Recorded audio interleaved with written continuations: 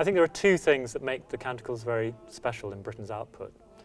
First of all, they are this funny mixture of the religious and the secular. I mean, he wrote the first canticle in the late 1940s, and it's the setting of a metaphysical poem, a religious text, which is very theological in its content. It's all about the relationship between Christ and the human sinner.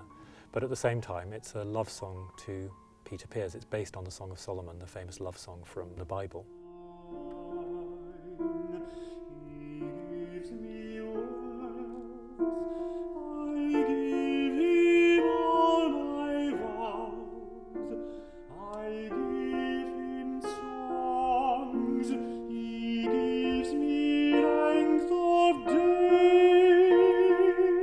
In the course of Canticle I, you have a sort of feeling of longing and also a feeling of exchange and connection, but you really, at the very end, reach this incredible, loving calmness, which is very, very moving. I'm his by penitence, be mine by grace. I'm his...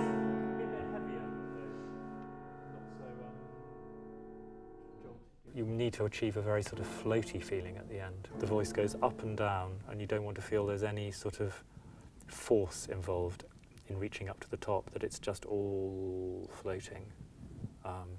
That I my best beloved am, that he is mine, that I my best, that there shouldn't be any robustness in a way. That I my best beloved am, that he is mine. There's no question that Pears's voice in all Britten's vocal writing for tenor absolutely shapes the shape of the music. I mean, the lines are constructed to suit his voice. It's this mixture of the sort of robust middle voice and then the ability to be ethereal at the top, which I think was very special about Pears's approach to singing. It's interesting in the context of Britten's life, because I think at that stage in his relationship with Peter Pears, which was such an important part of his creative life and his emotional life, I'm not sure contentment was really what it was about. He'd come out of another relationship earlier in the 40s. There's a lot of struggle you can hear in the music.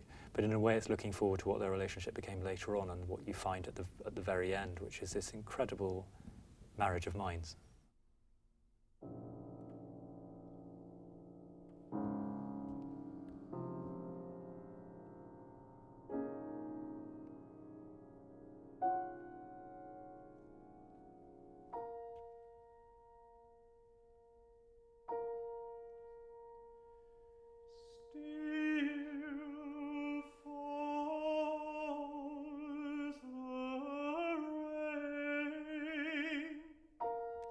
I've lived with these pieces for a long time, and I think Canticle III is the one that I had the most struggle understanding at the beginning, because it's couched in this form of juxtaposed passages with piano and horn and voice and piano, and the vocal part is structured certainly by this repeated, I suppose you could call it an ostinato, this sort of the repeated refrain, "Still falls the rain."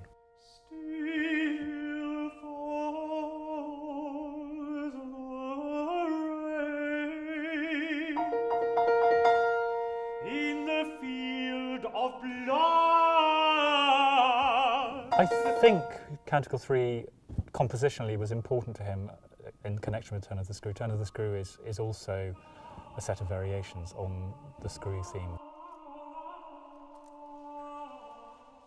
Britten mentions in his letters the connection between Turn of the Screw and Canticle III. And in a letter to Edith Sitwell, he says that he's making new breakthroughs in music, and then he says, "Oh, I don't mean to be pretentious here, I don't mean in music, I mean in my own music. I'm discovering a new world in my own music." So it was obviously a really important transitional piece for him. Blind as the 1940 nails upon the cross. I think the character of it is largely determined by this extraordinary text about the Blitz. But of course also, again, there's this religious element. It's absolutely saturated with and is about man's relationship with God and with Christ, and I think we underplay that very often with Britten. we think of him as a purely secular figure, but I think he was writing a lot of his music, certainly in the late 40s and 50s, in the last period in English history of religious, really serious religious revival. At the feet of the starved man hung upon the cross, Christ that each day each night nails there, have mercy on us. You've got this all the way through the Canticles, this connection between the religious and the theatrical, the religious and the secular. And then that bounces back into some of the operas, like Billy Budd, where Billy Budd is a sort of Christ-like figure. So you see this weaving its way through all of Britten's career. The thing with Britten is he's such a, in one sense, such a self-marginalising figure. He didn't want to inhabit the easy centre or to be an avant-garde composer. He wanted to say difficult things in a language most people could understand. On Dives and on Lazarus. And one of the most important things about what we call classical music is it maintains the idea that we shouldn't just be spoon-fed easy stuff, that we need to actually be given stuff that we can struggle with, and that if we do struggle with stuff, we'll get much more out of it. And I now get much more out of Canticles III than I did when I first performed it.